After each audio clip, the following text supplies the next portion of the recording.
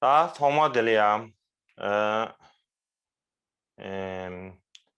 공부하기 캠프계획 신년 바다. 那么，首先要向各个寺院的堪布善知识、僧众们，还有所有在网络上观看的大众，尤其是这个尼众各寺院的僧尼们，还有所有的法友们，大家扎西德勒。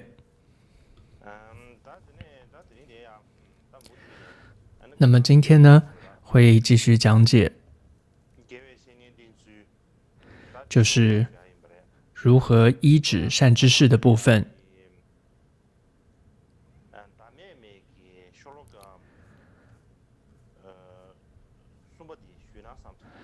那么首先我想可能要先讲无比自赞的第3个祭文。那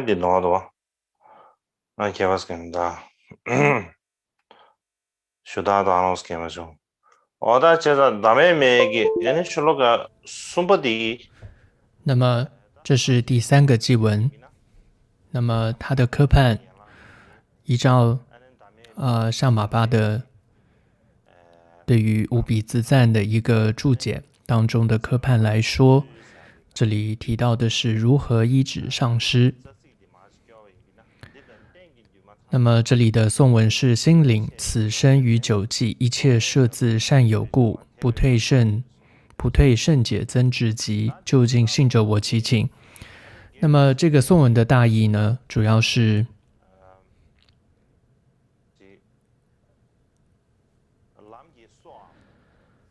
善知识可以说是整个我们修道过程中的命脉根本，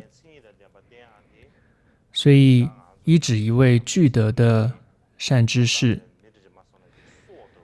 可以说是我们每一个想要修行的人的这个可以说是命一般命脉一般，是非常重要的。所以依止善知识、依止上师很重要。就像昨天之前谈到的，那么米菊多杰呢，他最主要有依止的上师有4位，像是桑杰年巴等等，有4位。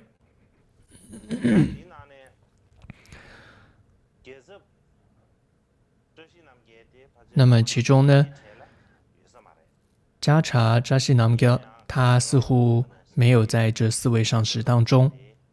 但是在之前我有谈到，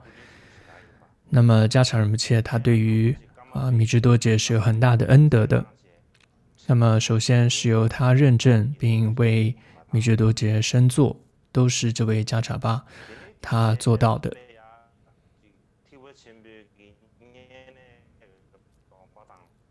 之后呢，像是这个大乘的这个净住戒，还有许多的戒律，也都是由他所给予的。所以迦查仁波切可以说是所有他所依止上师当中第1位依止的。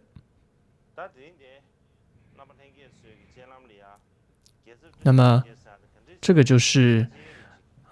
迦查扎西南迦他的这个照片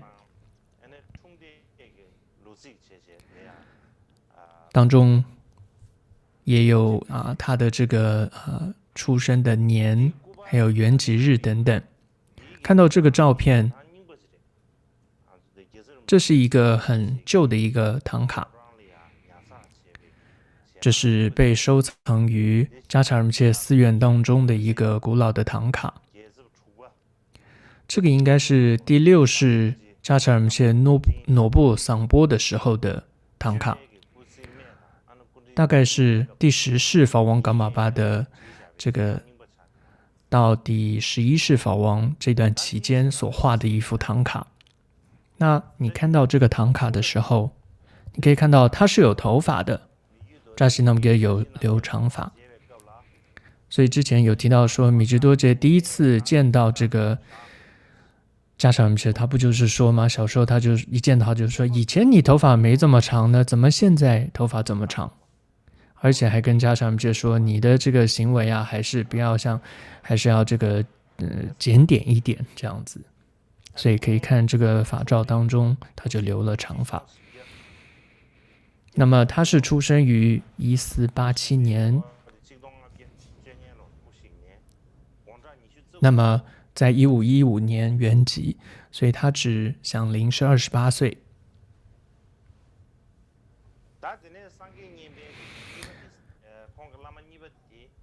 那么米居多杰的第二位上师就是桑杰年巴。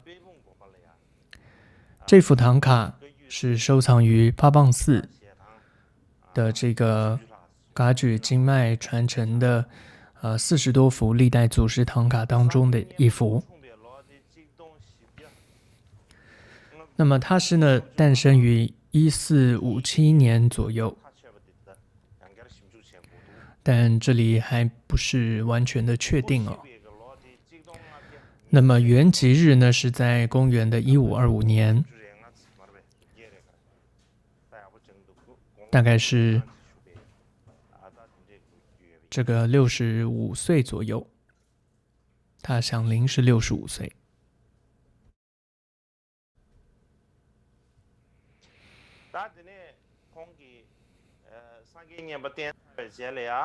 那么他在依止了桑杰年巴之后呢，他的第三位上师呢就是都木扎什维瑟。那么他是什么时候出生的，然后他是什么时候圆寂的，这个的时间呢并不是很确定。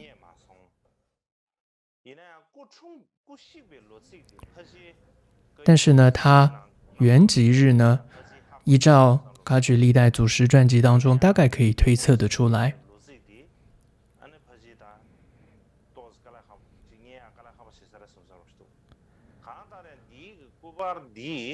那么总之这个塑像就是都木缺杰仁波切，应该是由他所收藏的，所以这也是一个很古老的一个佛像。那么我之前没有看过，那也是我这几天新拿到的。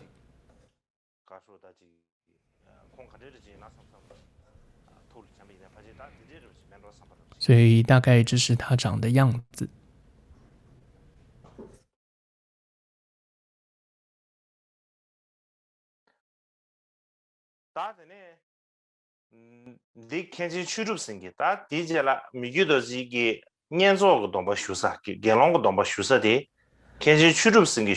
那么接着呢，这是米居多杰他领受比丘戒的这位上师。那他是他4位上师当中的一位，他出生于1451年，之后圆寂于1530年，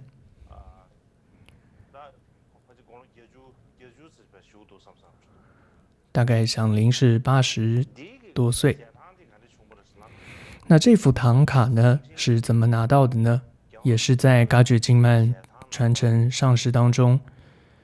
在米觉多杰的这一幅唐卡当中，左右就有画一些他的上师的法照，其中就有这一位却住森格，所以把它放大。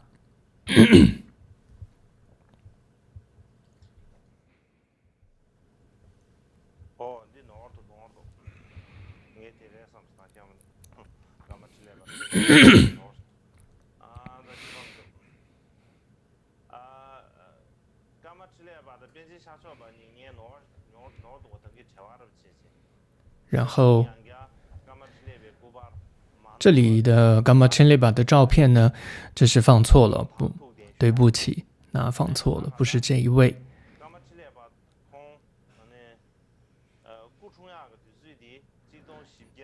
那么伽马千列巴呢是诞生于1456年，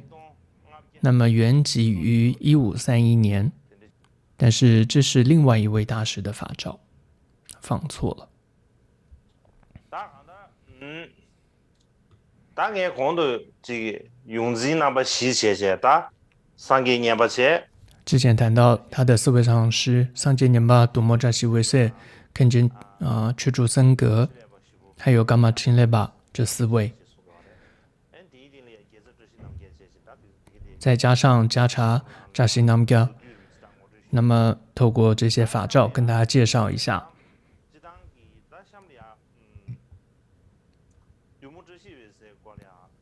那么接下来我想简单介绍一下都莫扎西韦塞。那么上一次简单讲解了桑杰年巴的这个传记，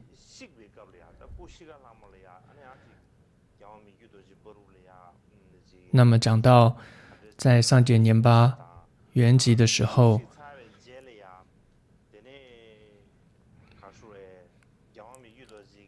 他圆寂之前，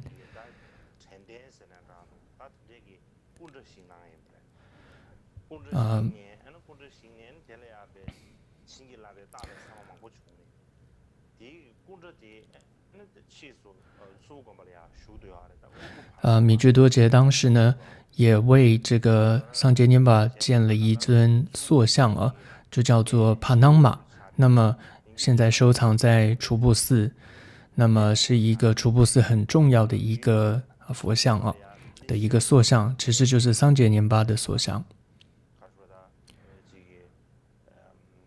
传统上楚布寺为了这个往生者将他们的遗体带到楚布寺的这个火葬场的时候呢，那么他们就会迎请这个帕囊玛，就是这个桑杰年巴的塑像，然后念诵四座上师相应法。同时呢，传统上楚布寺周围如果有些是临终者，也会迎请有的时候他们也会特别跟寺院请求迎请这个帕囊玛来为这个临终者做加持。那么通常都是今天迎请到，比如说到那个临终者那边，但是一定要马上当天就要再迎请回寺院的，因为它非常的重要。那这一尊桑杰年巴的塑像部分今天就不多说，之后再讲。那么接下来要简略的讲解一下米居多杰4位总经师之一的叫都木扎西韦瑟，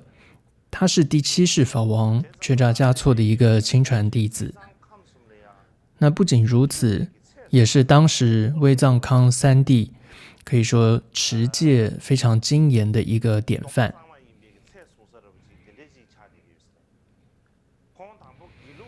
他先是在这个格鲁派的3大寺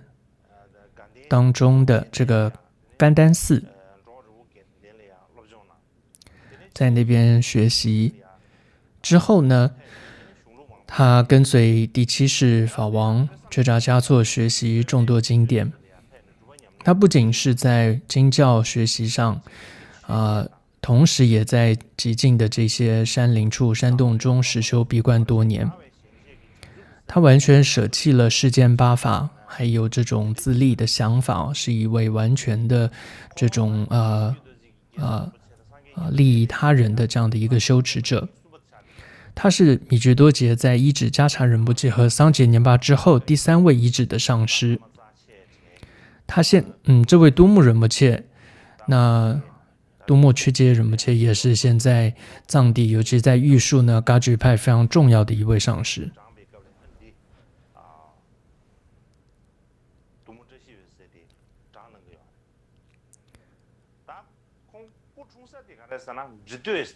那么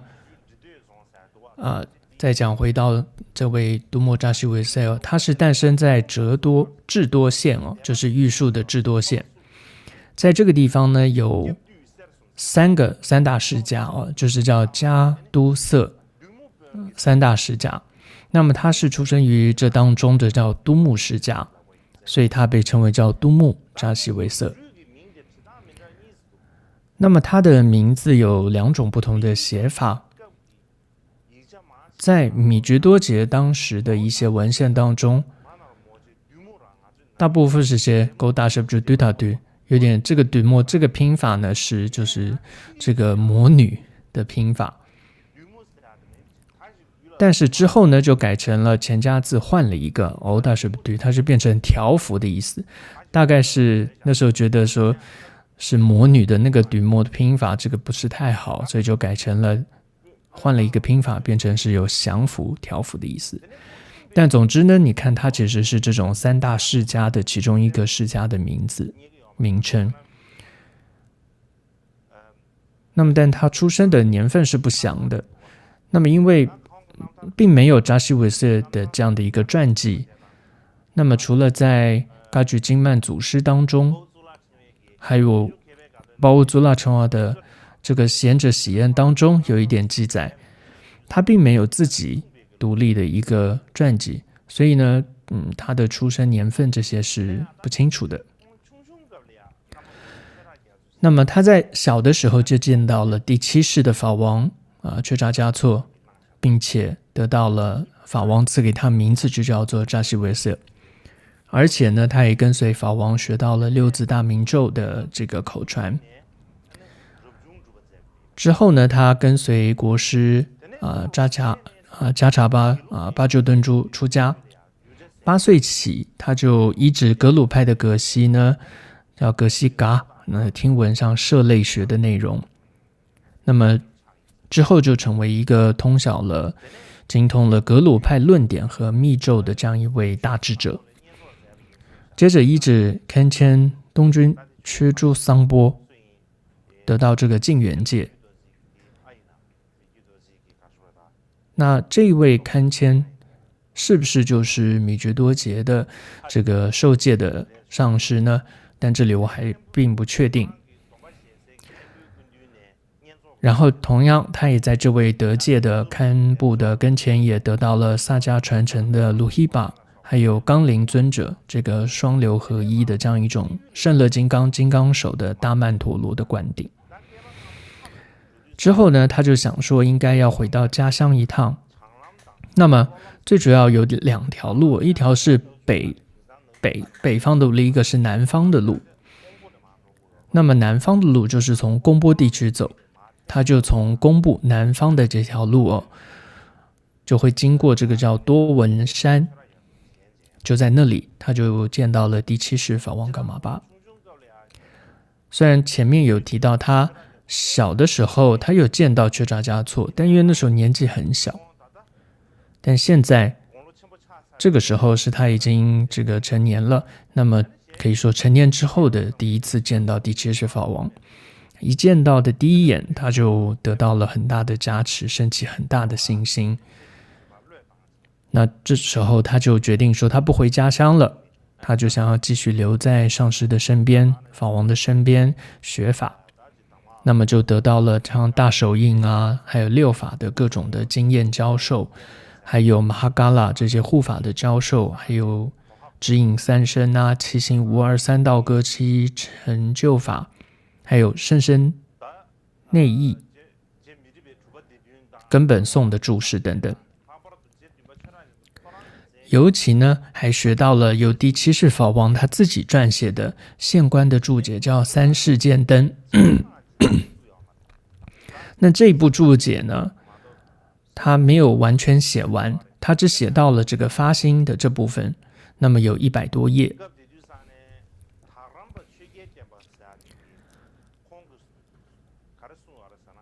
当时的一位达波拉江巴却给den巴有写到说，他就是他就说如果有这样一个有像我这样一个记录者的话，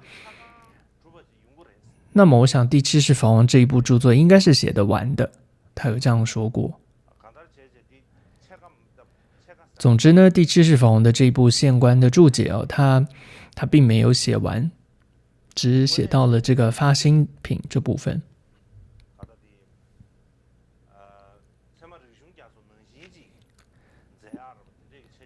他本来是有想要写像是这个逻辑海典就是释量论的一个注解，逻辑海典那一般那样子写完，但最后这部现观的注解没有写完。总之呢这位都木扎西韦瑟呢，接着他就到了这个威藏拉萨的这些僧院的辩经场上呢，以第七世法王的见解为宗哦，那么就立宗辩论讲说，变得非常出名。之后他依止了司徒扎西班鸠，那么学到了杜松前巴的这个五类心法，还有这个黑袍护法相关的法教。他主要呢都是致力于这个闭关的实修，然后也升起了很多广大的断证的功德，甚至多次见到了本尊。这里讲到了杜松前巴的五类心法，这个大家要放在心上，因为之前有谈到杜松前巴很重要的一个事业，就是建立了上中下三大祖庭，成为我们噶玛噶举的一个主要的寺院，还记得吗？那么再一个特点就是杜松前巴的不共的五类心法。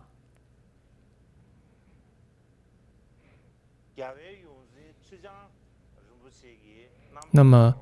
在赤江仁波切的一个传记当中，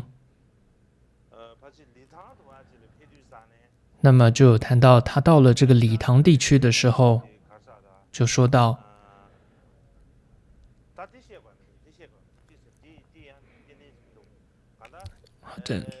这先不多说。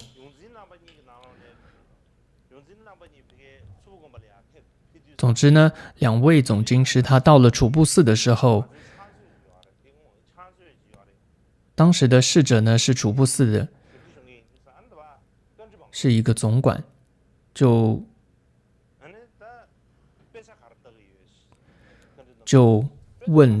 提问说学了像什么经典？他说我背下了这个密乘的12部序典，就是说大话。当时这楚布寺很喜欢说，就是有12个坛城、密乘、坛城都背下来，但其实说不出来是12个。总之呢，就是这是楚布寺很常说的一种方式，就是说12部。那么接着对方就问说，那杜松前巴的五类心法你们知道吗？他就提到有亥母五尊，然后胜乐轮五尊，但其他没有算出来。那对方就说了，你如果连杜松前巴五类心法都说不出来，更不要说12部坛城序典要背下来，是更不可能。总之呢，他就是这个考试没通过。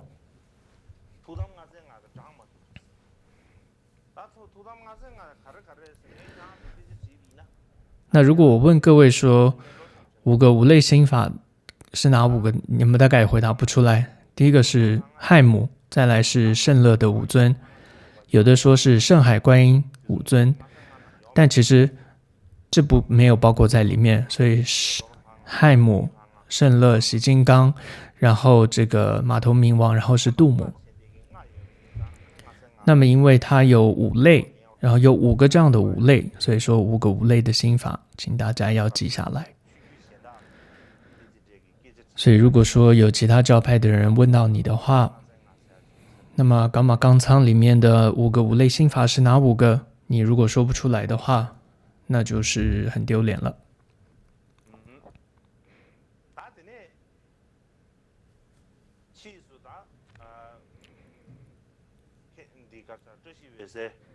之后呢，这位都木扎西维瑟又到了像苏曼，还有噶吉古多，还有滇妈、直丘陆居，还有他的家乡加杜等等地方，然后佛心事业是非常的广大。之后呢，他依照第8世法王的这个指示，到了噶见大营，为他讲解了35本身等等，还有很多的这些密续的，还有噶举的很多的口诀。尤其是他曾经从第7世法王所传承、所学到、所传承下来的法教，他都完整的，就像一瓶水中的水，完全倾倒于另一个瓶中一般的，全部传授给了第8世法王。所以第8世法王曾经说呢，我对待这2位至尊扎西有着和对桑杰年巴一样的恭敬哦。所以之后呢，他在这个荣波本嘎又建了寺院，还有还有很多的这些大师们，还有多康地区的广大僧俗二众哦，都把他当成是上师。同时呢，他是一位如实的传演开讲，这个开示出不共的我们噶举修传派见解的这么一位大师。那这位以上就是都莫扎西维斯简略的一个传记。那么他最初是跟米觉多杰怎么样相见的呢？米觉多杰8岁的时候，他就莅临到了现在的这个叫玉树地区。那么这时候桑杰年巴还有都莫扎西维斯呢，就一起到了噶千大营呢，拜见这个到了玉树的这个米觉多杰。那是相互他们第一次会见。当时呢，米觉多杰就对桑杰年巴跟都莫扎西维斯升起了很大的信心跟恭敬。那么他那时候就心想，如果我能够依止他们2位为上师的话，该有多好啊！到了15岁的时候，米觉多杰15岁的时候，那么他的侍者呀，还有他周围的人，就在一次的讨论当中，还是呢，所以是因为那些人的讨论呢，还是因为没有人，还是好像也没有特别人要迎请，而是米觉多杰自己，他看出这位都莫扎西维斯是一位具德的上师，所以就迎请他到大营当中为他教课。那么他主要教了米觉多杰什么法教呢？有像圣乐轮、密集根本序，还有4金刚座等等多部的序典。另外还有第3是噶玛巴让琼多杰的甚深内义，还有像是宝性论、部派这些法教，还有这些诗词文法等等的经典。总而言之呢，从可以说最基础的戒律开始，一直到十轮金刚等等的这些口诀和修持的精要，还有文思修的实践方式，还有整体佛教与个别佛教等等的这些教理3乘各自的践行，30夫的道次第等等。总之呢，米觉多杰说他完整这些通晓一切佛教都是依止扎西维斯所得到的。米觉多杰他自己怎么说呢？他曾说，就是因为这位上师大师解脱行传和加持的力量，我对于3藏显密经论了解显密的大小名处，甚至一字一词都深感着迷。同时我对于佛菩萨和弟子们的传记也深感兴趣，对于王成义师班智达的佛心事业也极度的喜欢，根本传承的上师有着无比的敬信。我穿戴起这个弘教立身的精进铠甲，心求解脱得到摄受的行者，想尽一切方式调伏着实的众生，具有明辨是非善恶的慧眼。总之这一切都是因为这位至尊上师的摄受加持所致。所以这里你可以看到米觉多杰说他对于经论是那么的有兴趣，那么的着迷还有他对于这些佛菩萨呀，还有像过去的西藏的这些王臣，他们怎么样守护佛教的，还有这个根本传承上师他们的这些解脱行传是什么，他有着非常的这种信心。他说能够有这样子的信心升起等等，都是因为上师的加持所致。尤其呢，这位都莫扎西维斯的一个特点是什么呢？就是呢，他非常非常的慈悲。所以就算别人如果是因为烦恼而表现出一些比如说嗔心的表情或者是态度行为等等的话，他还是这位上师见到时还是会升起难忍的大悲。所以米觉多杰曾经说过，他也看到这样的情况之后，他心想啊，这位上师观音菩萨大概就是像我的这位上师一样吧，所以他对他是升起了很大的信心的。那扎西韦斯他对于米觉多杰呢也是很赞叹的，他对于米觉多杰的善心，还有他对于精进的，对于这种阅读经典的这种精进欢喜，还有呢米觉多杰他的这种读经的时候这种判断力，这种敏锐的这种智慧力呢，他也是感到非常的高兴跟赞叹。他曾经对法王说，您现在如果依照您现在的这种心意啊，还有您的行为，还有您的智慧来看的话，我能够预见未来呢，您将会成为雪域这个地方的一个偏执的智者。他说我是知道，我已经看到了。所以之后的这些弟子呢，他们就把这一句话呢看成了是对于米觉多杰未来会成为精通显密啊，还有明处的一个智者的一个授记哦。因为当时米觉多杰年纪还很小嘛，所以扎西韦斯那时候就已经预见到未来他会是这么一位大师。很多人把这句话就当成是一个授记。但虽然米觉多杰依止扎西韦斯的时间并不长，只有不长的这样的3年。他是只有3年，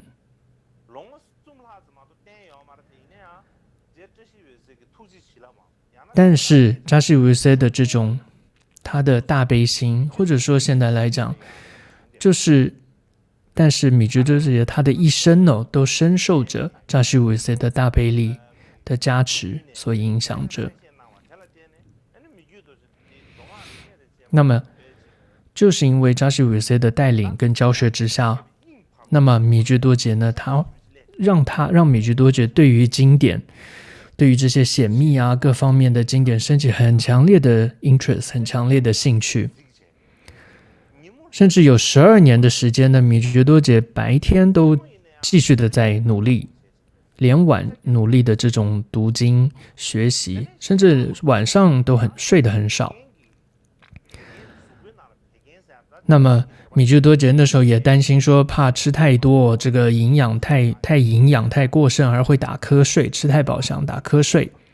所以呢，他也因此就尽量的减少食量。还有平时会客的时候，米觉多杰总是喜欢和别人谈论佛法。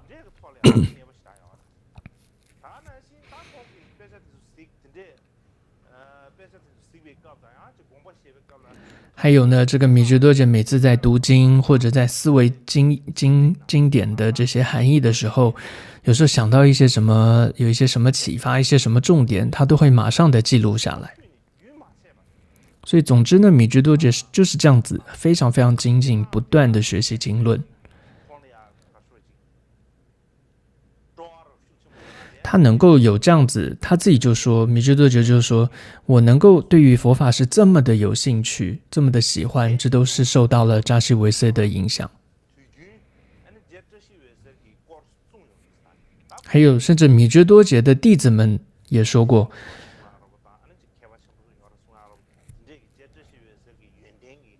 当时只要米觉多杰呢说到了这个上师的功德呀，然后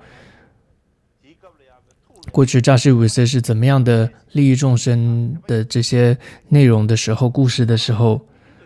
米觉多杰自己不仅不要说他自己升起了信心，连他身边的这些弟子们都能够真实的感受到那股热乎乎的这种加持力。有没有像你如果打开那个叫暖炉或者是暖气的时候，你会弄暖乎乎的加持力呢？都能够感受，弟子都可以感受得到米觉多杰散发出的那种信心和加持力。总之呢，第八世法王在他撰写的一个桑杰年巴的传记他写了2部桑杰年巴的传记，其中一部叫做真实法身精要。这里面怎么说呢？他就说，因为见到至尊上师都莫维色，让我曾经有过的微小善心得到了增长，让我对于佛教所有的次第有了完整的理解。这个恩德实在太大了，就算粉身碎骨也难以回报。所以你看这里米支多杰就说，这个都莫他藏文里面这里还形容到都莫呢就是他的这个氏族的名称，所以米支多杰说，因为见到了这个是氏族都莫的扎西维色，所以我过去曾经有过的一个微小善心，后来也力量变小的时候，那因为见到了这个扎西都莫维色，所以呢这个善心没有再退失而增长。还有也因为扎西维色，所以让我对佛教所有的像显密啊各种次第有一个通透完整的了解，所以他对我的恩德实在是太大了。就算呢把我的身体就是就像粉身碎骨这样形容，就算粉身碎骨将我的身体供养给他，然后也是没有办法回报的。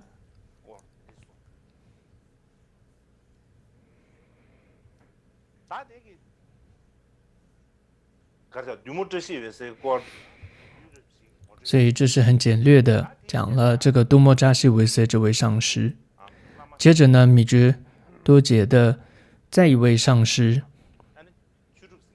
叫做却住僧格。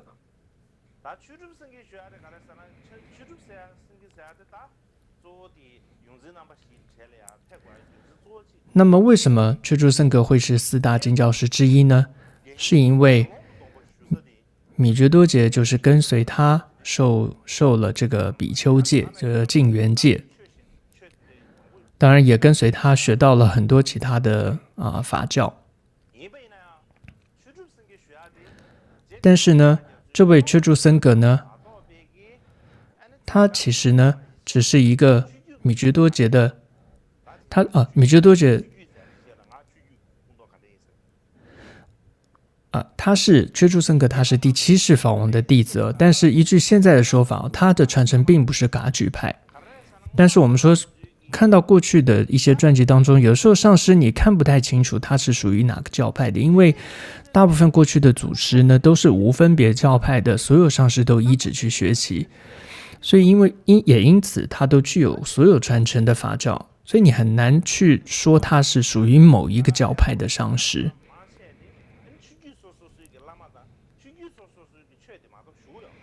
但是之后的这些上师就比较容易了，因为那些上师呢，他只跟随了他的教派的上师学过教法。但是在过去的这些祖师们不是这样子，真正的智者、大成就者，他们你很难说得出他是哪个教派的。因为呢，过去会认为说，如果一个人修行者，你可以去无分别教派学习所有教法的话，你是非常受到赞叹的。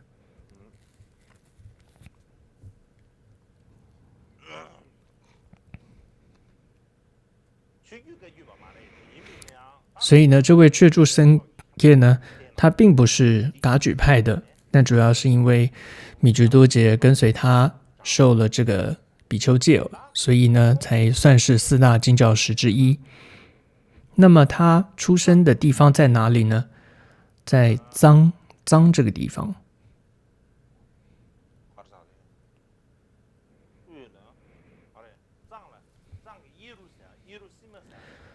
就是在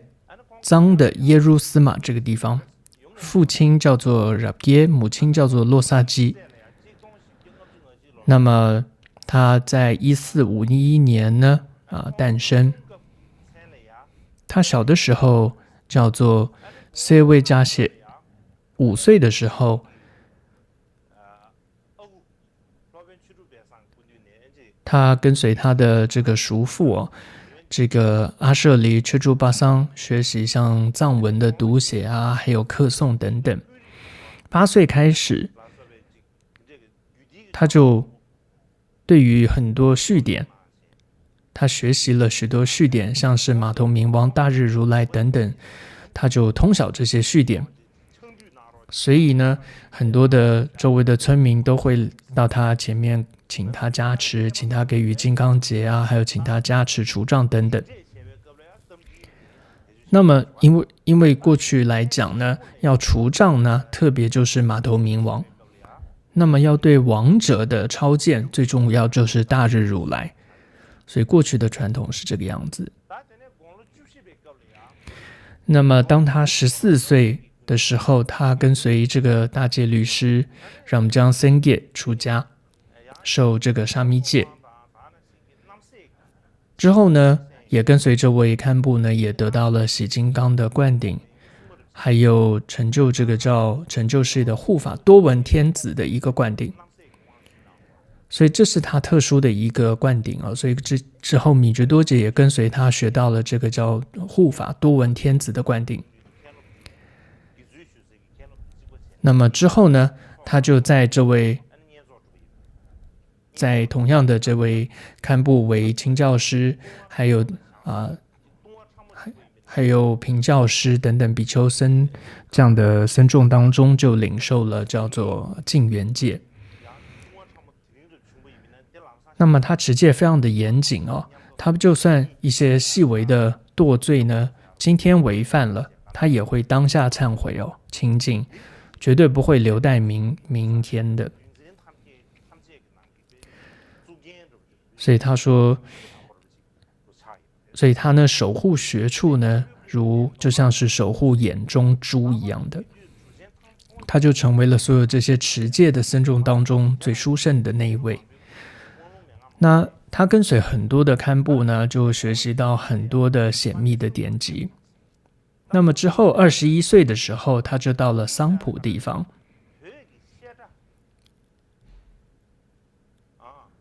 桑普这个地方呢，可以说是藏传佛教的第一所佛学院，就是在那里。所以有点像是西藏的那烂陀佛学院，就是在桑普。但之后呢，那里就释为了，甚至现在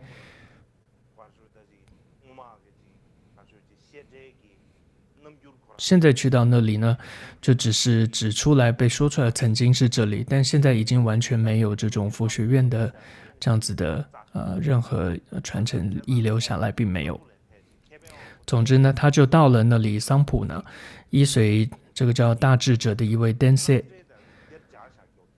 然后他就同时学习这个释量论还有量理论等等，还有呢他学习了三戒律还有修心等等的教法。他自己传记中他自己就说呢，这个对于他的自心修持有很大的利益。之后25岁的时候呢，他就学习了现观，然后慈氏五论、上下俱舍、中观根本颂语、入中论等等。那么当时呢，会有一个说法，会有这个，就是有一种叫游学辩经的这样的一种传统。但是呢，这位绰绰僧格大师他就说，我不喜欢成为一个游学辩经僧，因为呢，当时很多人为什么要成为这样的辩经僧，就是因为为了能够变得非常出名嘛。我到过好多的不同辩经场上去辩论过，尤其可能有的学生游学辩经僧就说，我到了这个著名的某某佛学院的辩论，然后结果就变得出名。很多人是为了这些一些名声而去哦。所以他说他自己不喜欢成为这样子的游学辩经僧。之后30岁的时候，他受到了帕朱德斯。那么帕朱德斯是谁呢？他就是巴登夏嘎什利的这个传承者。那么而且最主要是修持戒律，有4个这样的寺院，在西藏来说，就是这里说的帕朱蒂西。那么他们主要就是精研专修戒律。那么之后因为蒙古的军队就把这种各个这四大寺院就是说专修戒律的这四大寺院的僧团呢就视为了，因为这在司徒的一个自传当中就有谈到说，他曾经去到过这四大这个修持戒律持戒的寺院。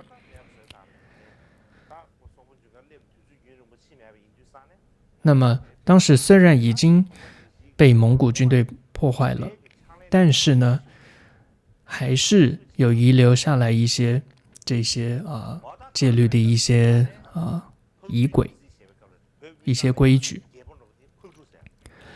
那么30岁的时候呢，他受到了总之帕朱德蒂斯的这个叫做贡嘎勒巴的邀请，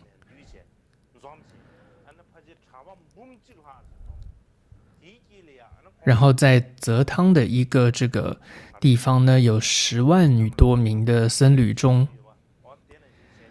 那么当时就像是在结下安居的时候会说法，那么他就在这10万余僧侣当中呢，讲说这个显密的理论那么他的知识如此的渊博，而因此受到大家的赞叹。之后呢，他对于因为魏地的一些动乱呢，他感到非常的伤心难过，所以就一心想要说去闭关实修，所以他就依止一位叫做瑜伽师索囊森给学习这个叫六合的法，同时呢附带的也学习到以教理为依据的这些他空的见解，所以他说他自己就通晓了他空见。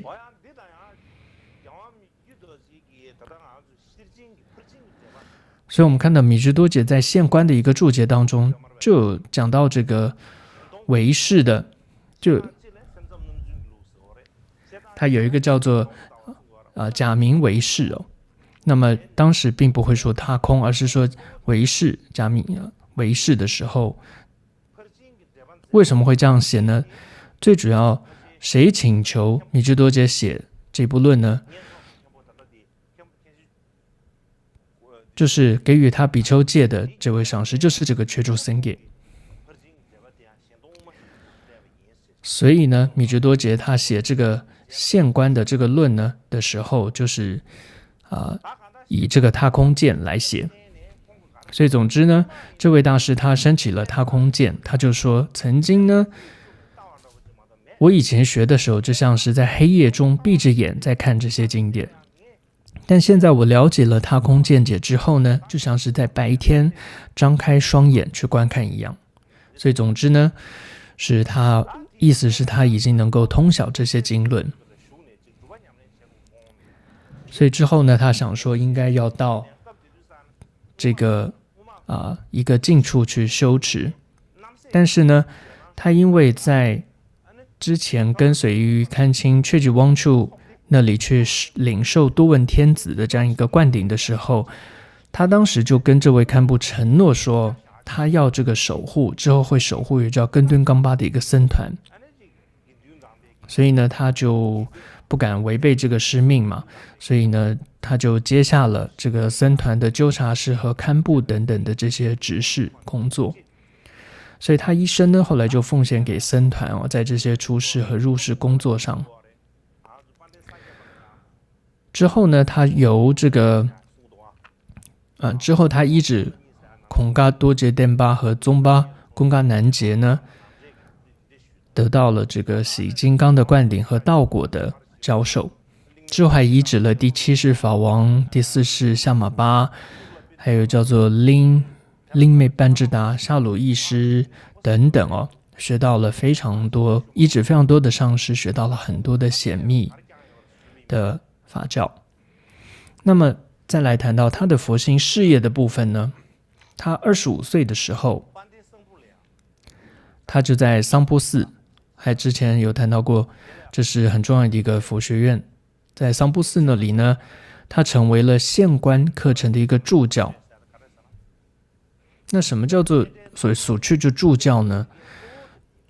就是意思他不是主要教授的那位老师，有点像是现在的副讲师。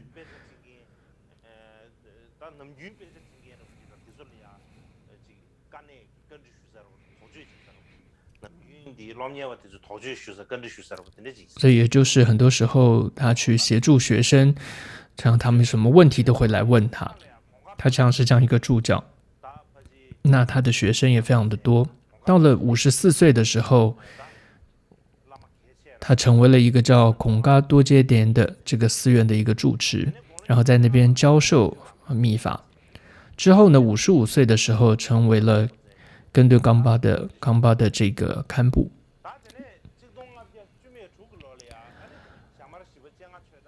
然后1506年呢，在夏玛坚阿缺扎的引请下，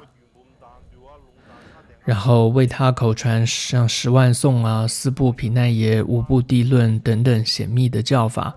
还有空行大海的灌顶等等。当时呢，还有一位叫像恰义师，还有丹萨提、纳汤的堪布，还有内宁等等寺院的堪布。总之呢，当时很多的堪布呢，都会跟他求法学法而结下法缘。之后呢，他受到了法王密支多伽的邀请，那前往了贡布地区，为法王传授净缘戒，就是比丘戒。那传完戒之后，他就短暂的就在噶千大营停留，但是他因为这个水土不服，然后同时他也说，因为曾经答应过有一个叫雅加这个土司的一个请求他曾经答应他所以他就跟法王请求说，他要离开大营，他要前往这个卫地、拉萨这些地方。所以这个路途中会经过这个直贡，所以他在那里停了5天。之后呢，又途经拉萨前往雅加这个地方，就见到了这个叫雍色这个土司。那么他到了那边的时候，就好多的弟子都来见他，但这时候他也说，他就跟大家说，我不会在这里久留的。到了80岁的时候，那么在1530年的6月7日呢，这个上师就说我该走了。他就说把这个夫具铺好，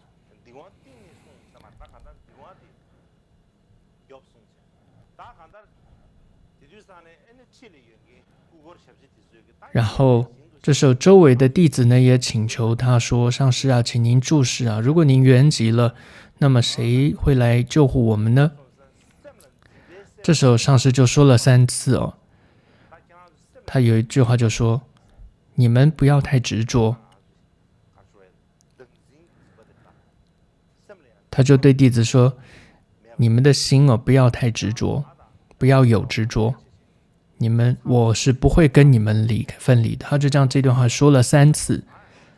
然后接着呢，他在没有任何病痛的情况之下呢，以七支毗卢做法呢而圆寂。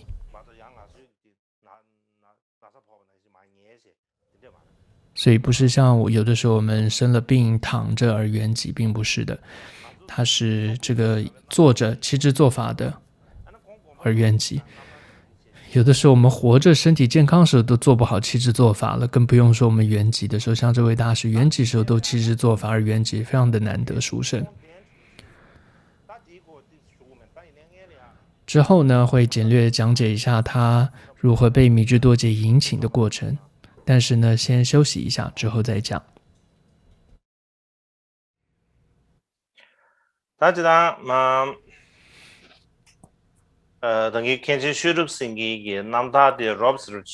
那么刚刚简略的讲了一下却住森耶的传记。那么有关于这位大师的一个比较长的传记呢，有一部真本古老的经典他的传记拿到了，可能以后再跟各位说。那么接下来简略的讲述一下呢，他被这个密支多伽邀请的引请的一些过程。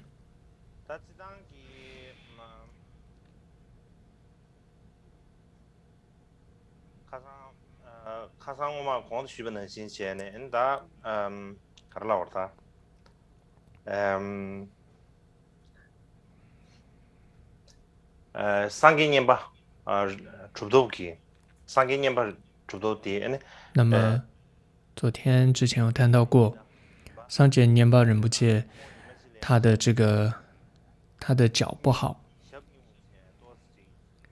那么有一次呢，就是他的脚很痛的时候，无法行走。当时米觉多杰就在桑杰年巴的身边。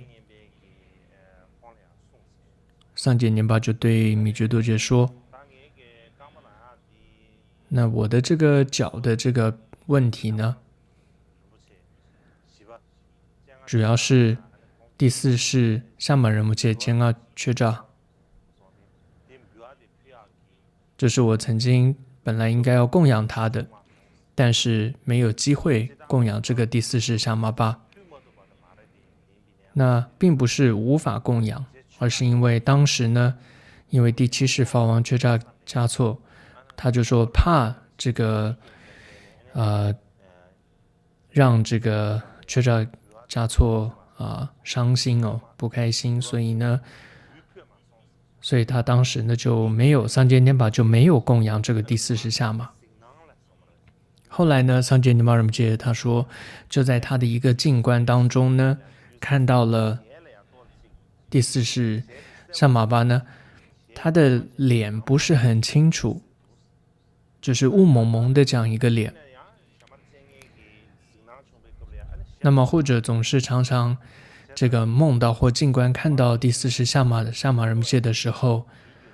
就是他也是好像脚的行走不方便，所以桑杰尼玛就说这就是可能没有很好的这个城市照顾这个第四世萨玛的原因。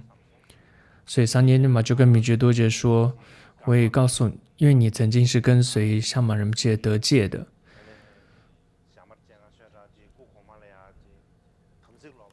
那么但是就像当时前几天有提到过的，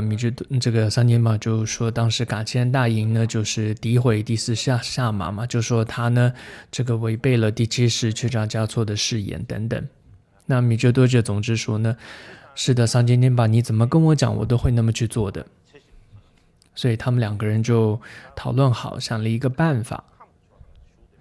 他们当时应该是住在康区，所以就准备要去这个卫地就是拉萨地区。那但结果这个计划赶不上变化，因为萨玛人就将缺扎就原籍了。那么噶千的那些注重呢，总之呢就不准他们前往拉萨去见这个萨玛坚阿缺扎。总之呢，米觉多杰后来呢，也没有跟随到他领受到这个净缘戒就是比丘戒。所以当时他们就请问其他人，就米觉多杰有请问别人说要跟谁受戒呢？那么当时卡玛钦列巴呢就写了一封信，就跟米觉多杰说你应该到我这里来。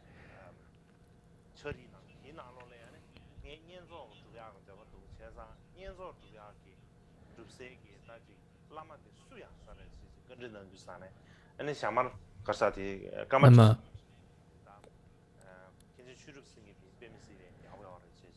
就是米觉多杰问了这个噶玛钦列巴说我应该跟谁受戒比较好。那么噶玛钦列巴那时候就跟他说你要跟却住森戒的受戒会比较好。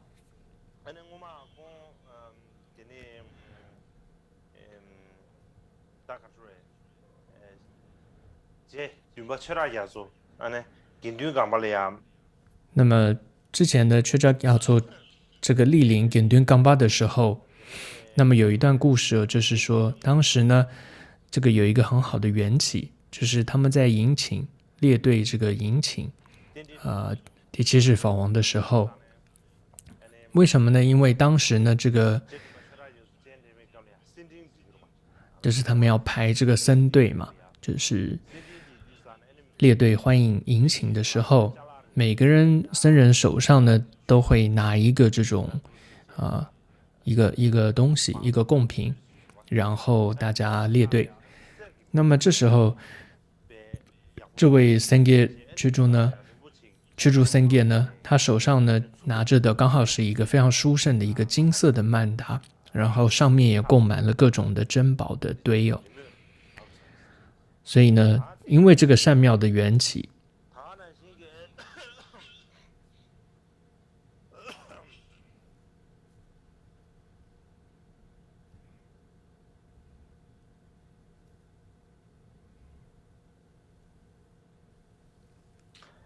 묘화표의 값이야. 묘화표의 값이야. 아니, 자시 다게. 还有当他在供养的时候，因为供养上去向法王供养的时候，那么他刚好手上拿的也是一个8吉祥的一幅这个一个布幔，然后接着呢，法王高玛巴在给予他们这个礼物的时候，那么他得到的是一个这个祖衣哦，这是一个僧服，一个祖衣的这样一个僧服，所以这也是一个很好的缘起。接着呢，却扎扎措到这个工部地区的时候，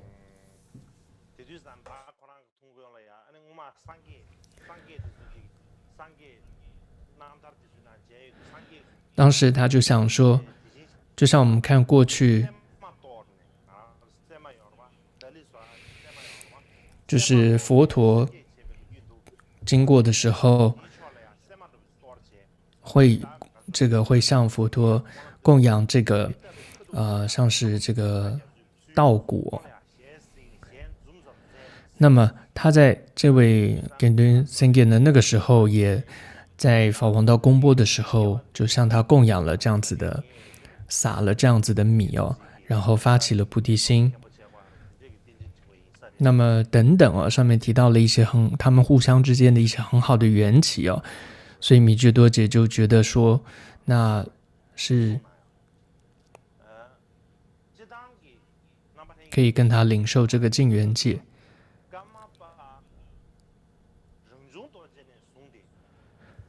那么大家要知道的是，从噶玛巴嚷琼多杰开始，到大部分的噶玛巴，他们的受这个比丘戒都是跟随错根敦噶巴，就是这里提到的根敦冈巴。那么这个错巴根敦冈巴跟历代的噶玛巴有很深的一个法缘。那么这个根敦冈巴这个僧团有个什么说法呢？就说每一世都会为了法王要传戒，都会有一个罗汉这样化身。那之前讲到的是罗睺罗尊者，但大部分都是我们说16罗汉当中的第一个罗汉呢会化身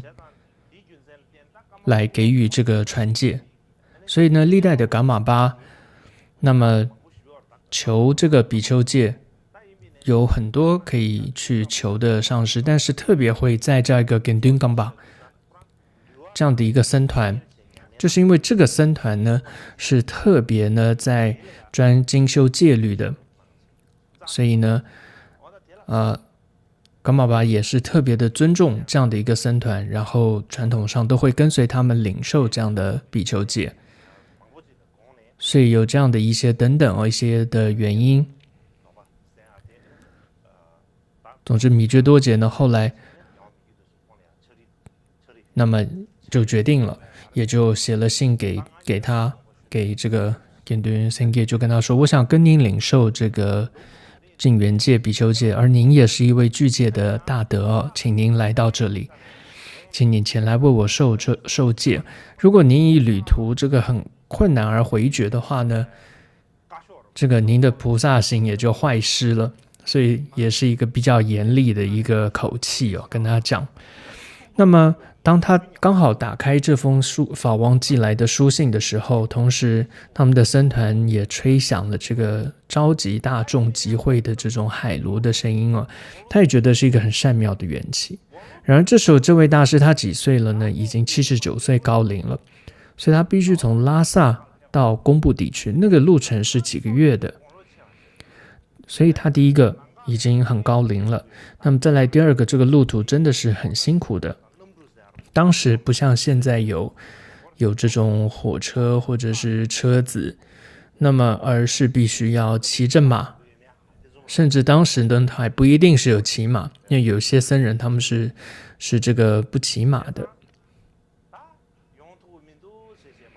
所以当时呢，这位大师就婉拒了。但是这时候法王米居多杰呢又派人去迎请就请他一定要去为他这个受戒。这时候他心中就想啊，为了整体佛教，也想到说这个僧团和历代法王的深厚的一个缘分呢，他决定就下定决心前往这个公布地区。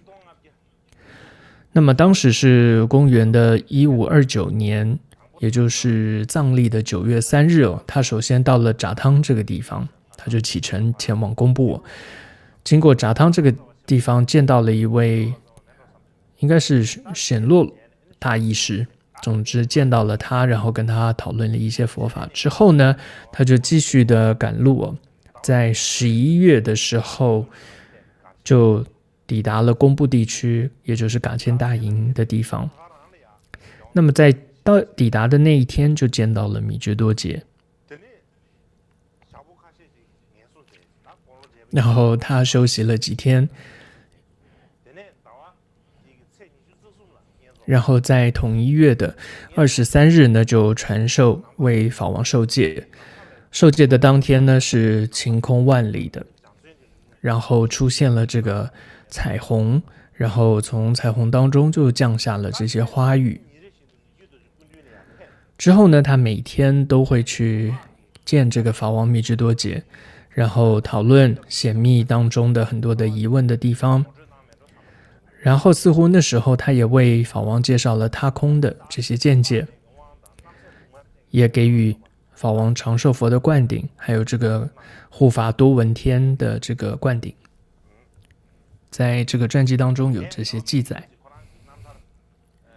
像是在米居多杰撰写的桑杰年巴的一个传记当中呢，就提到，当时呢，这位错给敦港的堪钦，他是遍知觉囊派大成就者的化身，也是一位必定会往生至香巴拉国王跟前这样一位佛宝上师却住桑耶，与投身为脱俗之大师至尊高玛钦列巴与其自在者，因为戒律与禅定而成熟自心，其德行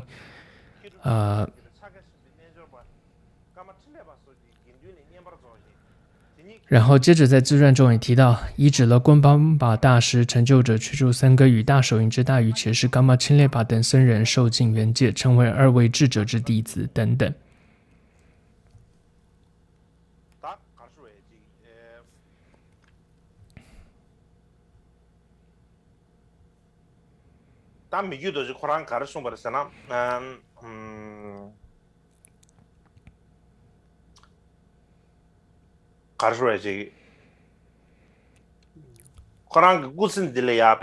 所以米觉多杰就说，他一生当中，他最主要的一个成就就是受了比丘戒。同时呢，在这样一位罗汉化身的这位却住三给大师领受这个比丘戒他觉得实在是非常非常的殊胜。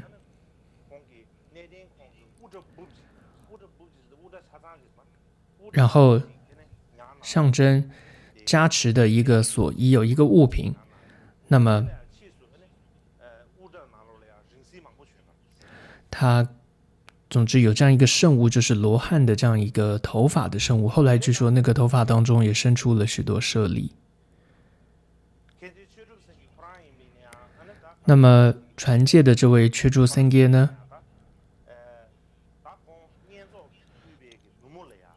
他在为噶玛巴传戒的当晚，那么就公布的一座高山上呢，他就到了那个山上，然后就到那个山上，他梦到他到了那样一个公布的那个高山上去休息，所以他就想说，这是一个缘起，象征说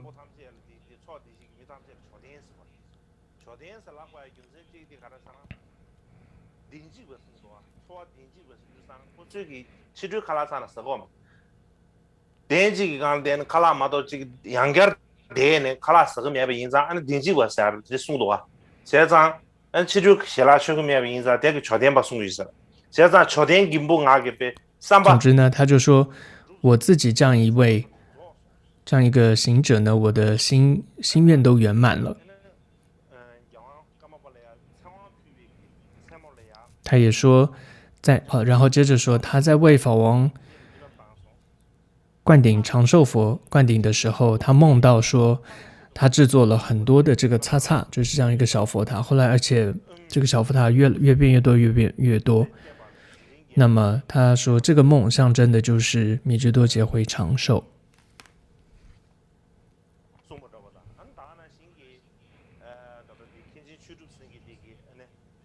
同时呢，这位却住森给呢，他也对米支多杰的弟子这个桑给巴珠说：“我在见到这个他的时候，就升起了很大的信心。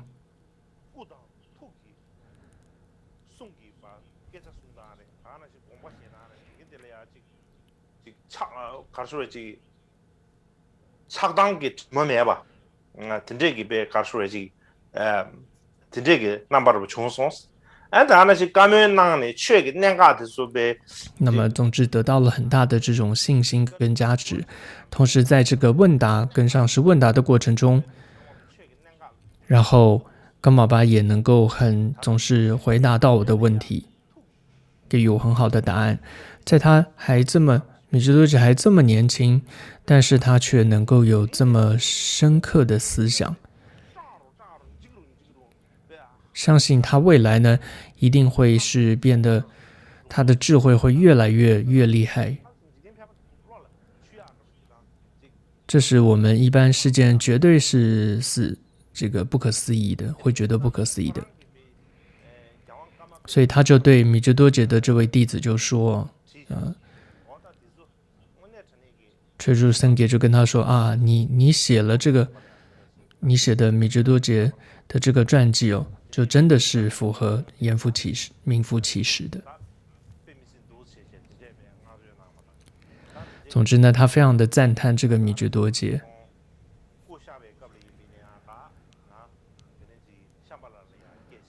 那么在这位大师圆寂的时候，他也说。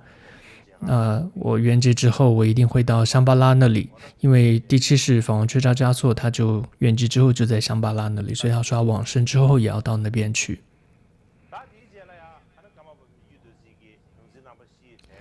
之后呢，接着要讲一下是米支多杰的4位总经教师之一，就是至尊丘雷南巴加维拉，也叫做伽玛钦雷巴。那么他是诞生在达波的一个主打地区，他的父亲是一个叫杰氏的这样一个家族。那么当时呢，每一个地方呢都有这么一个土司啊，他就称为古热土司的这样一个军官的儿子，这个军官叫索囊扎西，他的母亲叫仁谦卓玛，然后他大概在1456年诞生。他是扎西南加的一个侄子，他不是那位达波扎西南加，他是萨迦派的一位大师，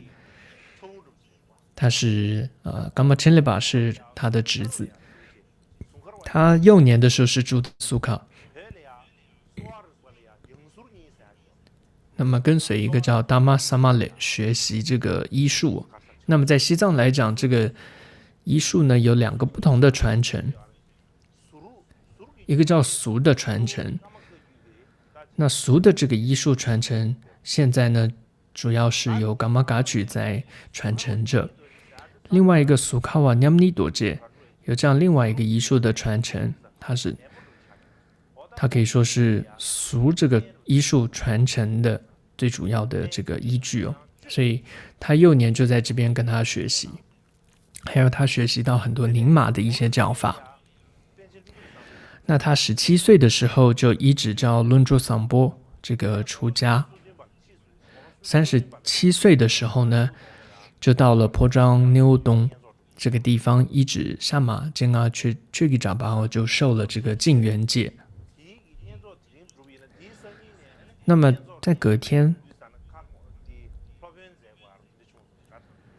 那么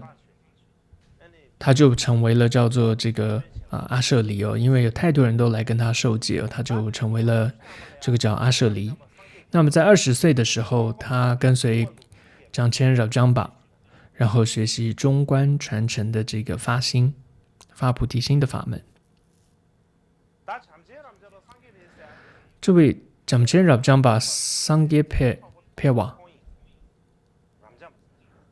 他是第一位得到了这个让江巴这个头衔的人。他的弟子有果然王等等，有许多的大师都是他的弟子。那其中噶玛钦列巴就是其中一个他的弟子。所以据说在西藏里面的让江巴得到这个头衔的第一位是他。像格鲁派里会有提到很多什么让江巴这个拉让巴让江巴的意思就是他精通这些经教的。在让江巴之前还有一个噶西巴，还有这样一个头衔。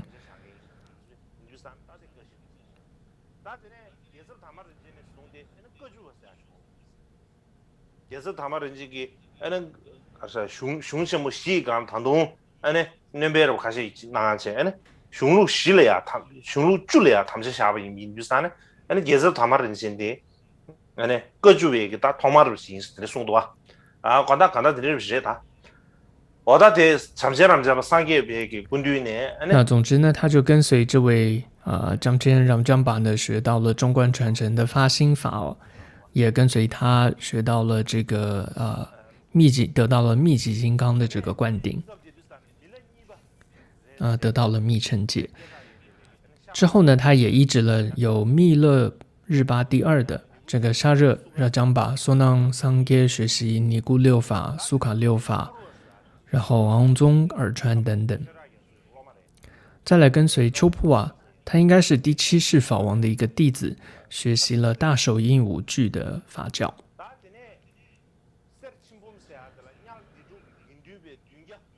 之后呢，在色清崩的这样一个地方呢，为700位僧众当中呢讲说这个现观。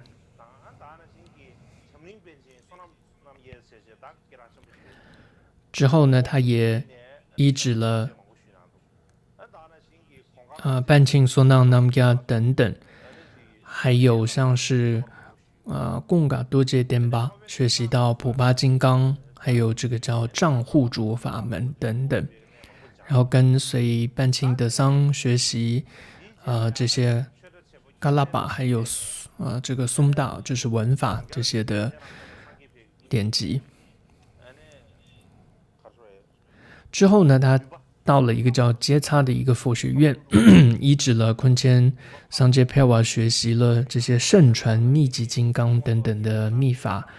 然后之后也精通了像现观庄严论、释量论、律典、俱舍等等的典籍。之后还有一位叫班钦崩扎松巴，他也跟随他学习了慈氏五论等等这些论点。还有一位叫达波班钦敦珠讲彩，学习到很多这些声律学、声律等等这些的论点。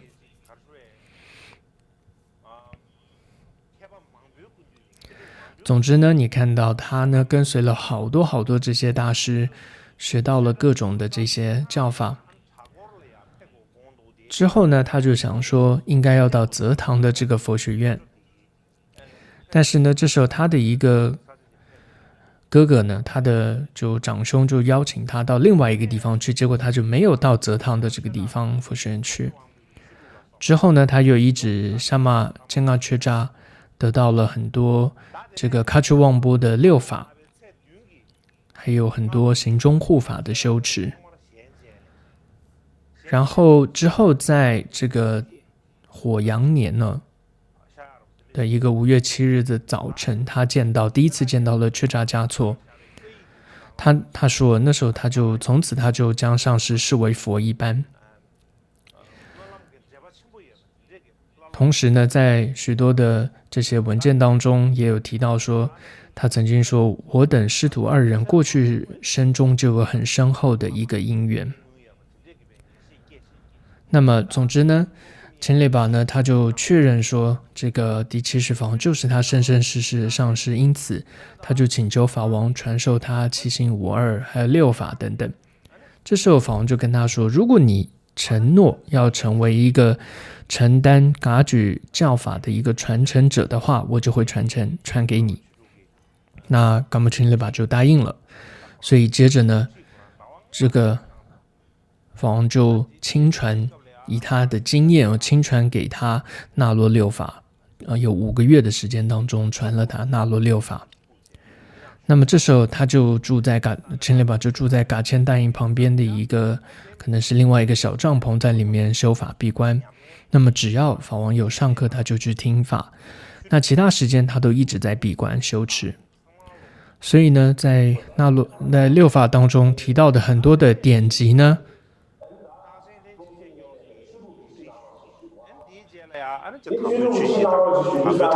这些征兆呢都升起了。之后呢，他还求得了像是大手印具身契合，还有达波四法、解脱庄严论，还有金刚于且母、上海观音中观见解的教授，还有阐述自空他空无有相违的这样子的小的论点，还有全部的壤中多劫的所有的教言的口传，还有壤中多劫的甚深内义的广说的这样一个自书哦，他也跟随法王听了5次。还有呢，像是壤中多劫的4部小论，像是释藏论啊，然后等等的4部论点，他也都全部的听闻了。另外还有求到了很多的这些空行宁替的各种的经验教授等等哦。总之这些的法他都得到了，然后将法王视为根本上师。之后呢，他跟随了第70法王的一个弟子叫做迦切蒋巴嘉措，学习了断法，叫开虚空门的断法。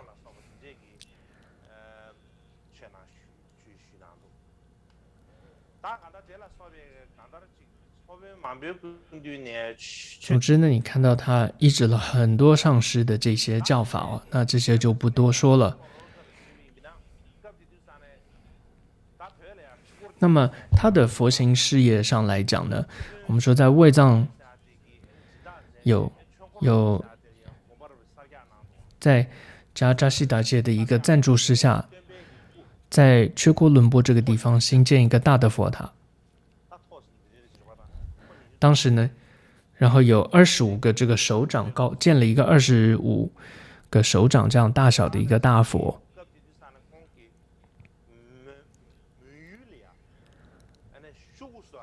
那么之后，他还派人呢到这个门隅的地区，他就派人送去了一些范本，就是要这样子大小的厚薄的范本的纸张。后来这个纸就叫做 Chögye Nasho 的这种纸张，后来就变成是藏地印经很好的一种纸哦，所以也是由他 Kama Chinleba 所开始的。之后在 Dura 这个地方，他就建立了一个萨迦派的一个佛学院。之后呢，这位甲地的这样一个王呢，他就迎请了第70法王，那么就在这个缺锅伦波的这个寺院前呢，然后他的这个迎请来的这个王呢，他的幼子呢就供养了500僧人，然后法王呢也将他封为这个地方的堪布，就叫做噶玛钦列巴。这个噶玛钦列巴可以说是一个头衔哦，也就是在这个地方这个时候，第70法王就授予了他这个噶玛钦列巴的头衔。那总之他在这里被升作为堪布之后，那么他在缺锅伦波这个地方就新建了一个巴就敦珠的具有这样他的舍利的一个舍利塔。那么这个僧院因为有500个僧人，他就将它分为4个部分，那么成立了这些佛学院就有讲说听经的传统，另外还有这种成立3世的这样一种传统和密教的修持供养。总之呢，它对于佛教的兴盛呢，起到了很大的作用，而且广大的弘扬噶举的教法。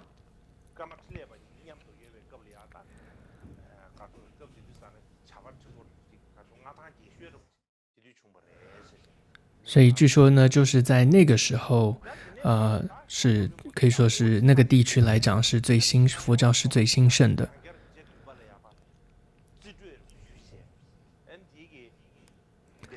之后呢，这个却果伦波呢又供养给第7世法王，然后之后呢又交付给扎西南噶来治理。他应该是第7世法王的一个弟子那么他有很多的论点，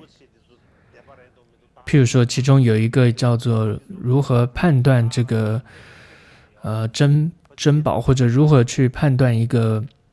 这个叫做灵它怎么样才是一个好的灵。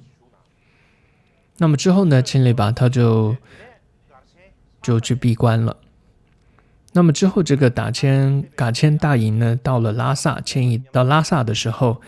噶玛钦勒巴呢也跟着一起迁移。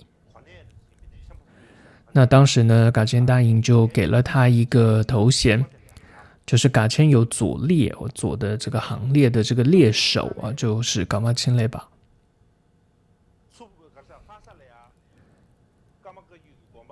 那么当时呢，在拉萨呢有一个叫噶玛查仓，好像叫噶玛滚仓，现在还有，那是在拉萨的一个噶举的寺院，所以他被指派为这个噶玛扎桑的一个上师。那么他就可以得到这种伞盖还有侍者的这样的一种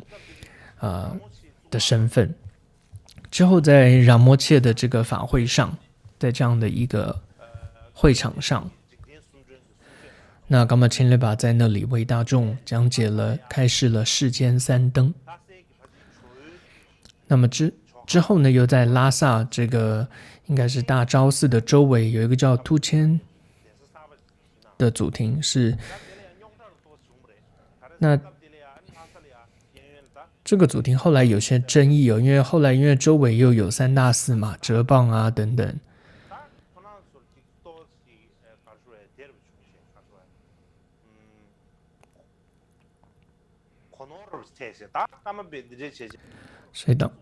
所以当时有一些误会就是他们觉得说，噶玛波图松前巴在这里建一个寺院，是不是想要这个可以说统治这个地方。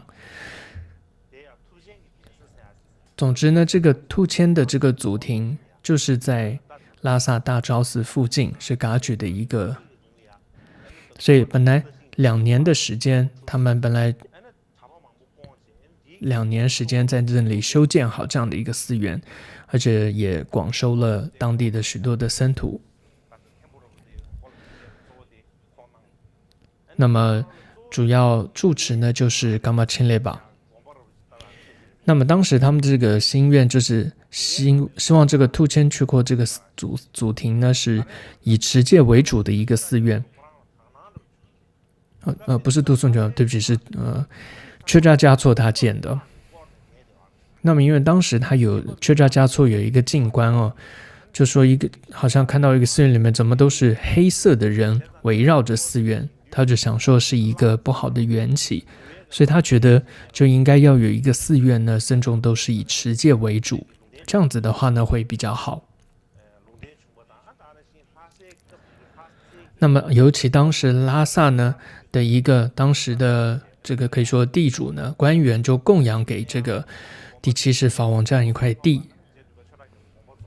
但是呢这个供养这个没多久之后，第7世法王就圆寂了。那后来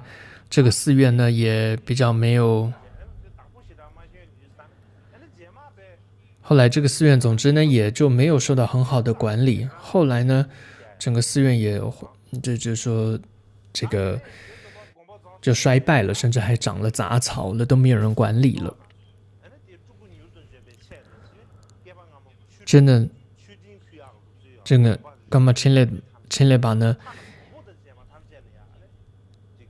当时有一个传统，就会有这种要供养，为了祈求这个迅速降临，甚至而有这样子做供养的一个传统。那这时候干嘛亲列巴呢？当时就对于就是为了祈求转世，所以各个寺院他都要去供养，甚至连这个本波教的他都要去供养。所以呢，他据说他当时就供养了盐，有2000斗这个盐呢，他无分别教派的各个寺院他都做了供养。那么比起这个糖的盐当然是更重要的，因为在藏地来讲，很多时候他们会觉得盐跟黄金是同等重要的，所以他为了祈求第7世法王的迅速转世，还有为了他原籍的这个修持，所以就供养了所有的寺院这个2000斗的盐。然后之后呢，在这个木基年1504年，那这个噶玛查桑就是拉萨这个寺院呢，它还有另外一个的可以说小的分寺，叫做它在那个地方就成立了雷谢林这样一个。我们现在确切喇嘛喷错也成立了，在尼泊尔成立了一个雷谢林。那或者他是看到了这段历史所以他用了这样一个同样的名称成立了尼泊尔成立了雷谢林佛学院。我曾经听别人说过。总之呢，当时噶玛亲列巴就在这个地方建立了这样一个雷谢林的经堂，它其实主要就是一个佛学院。同时呢，又在蒋丘陵寺，他就建立了一个佛学院。这里主要是学习密续，雷谢林主要学习显称的经典。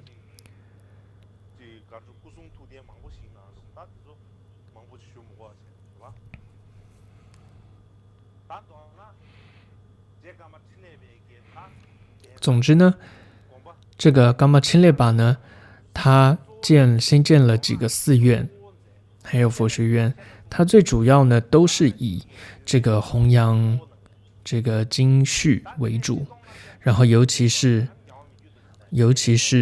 以戒律持守为主。接着在这个火猪年1527年，他见到了米支多杰，然后为他供养了像是融经六法，就是尼古马的六法，还有大六法的各种的教法。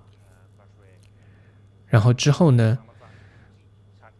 总之给予了许多教学跟受戒，他就成为米支多杰很重要的一位上师。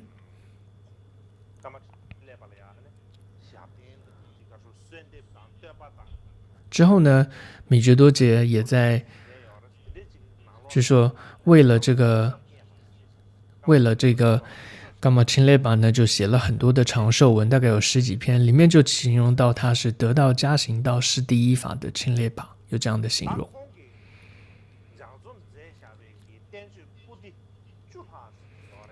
那噶玛亲列巴所撰写的这个显密的著作有10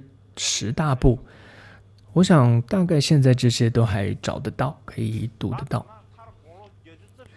总之呢，最后他在84岁的时候，在1539年的时候圆寂了。他的弟子非常的多，在萨迦派当中也有，在噶举派当中也有。因为他最开始是萨迦派的一位大师，就像之前谈到，他是蒋谦让江巴的最主要的大弟子。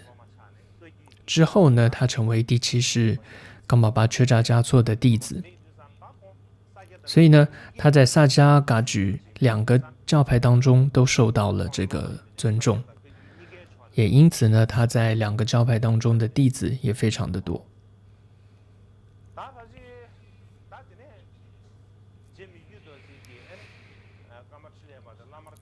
之后呢，米支多杰呢，它如何医治这个伽马钦列巴的部分呢？我想可能明天再讲。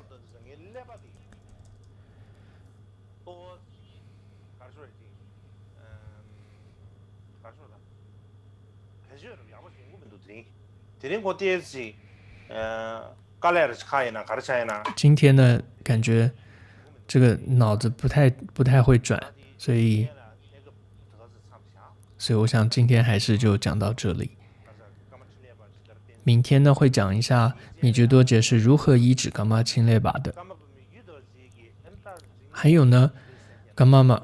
米觉多杰他是如何去学这种像是所谓的名处啊，或是这种所谓的文法哦。那么这些在他的很多的本身传当中并不清楚，后来我在另外一本他的著作当中看到很清楚有写到啊，他如何学习这些内容。但我现在比较担心的是，现在已经讲了7天了，但是颂文好像只讲了3、4个。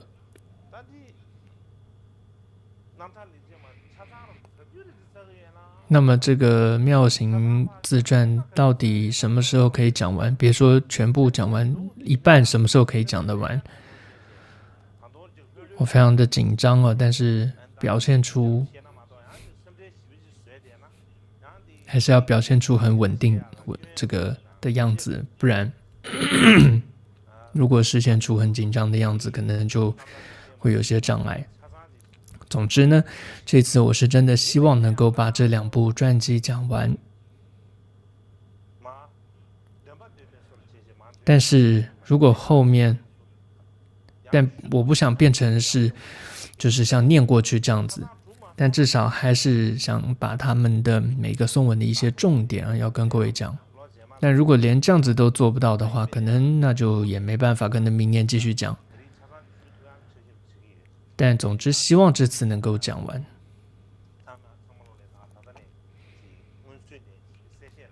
所以最好这里先跟各位做一个解释。那附带的提一下，不是那么重要，但就是附带提一下，我有一天提到说，我小的时候这个讲到我小时候总管的一些事情啊，初普寺总管的事情。那么很多人都问我，那位总管在哪里？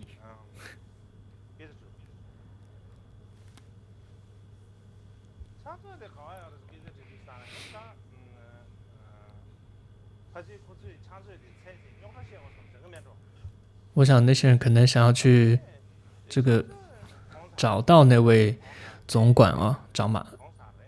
但其实那位总管已经不在了。就是已经这个死亡了，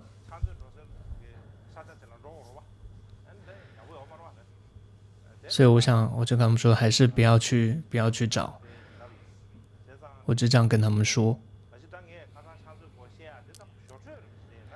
所以其实那天讲到小时候的一些事情，只是附带提到的，本来也没准备讲，但就因为讲到了米觉多杰他小的时候的一些辛苦的这些故事，为了让大家比较有一些感觉了解，所以才提到了我自己的一些经历。那总之要再说一次，那位总管呢，他已经不在了，我呢也没有对他有任何他曾经这样子对我要给他好看，也没有各种的，我并没有这样的执着，可以说也都忘了。但如果为了可以去想，可能还想得起来，但平常呢也都早就释怀了。大概是这样，谢谢。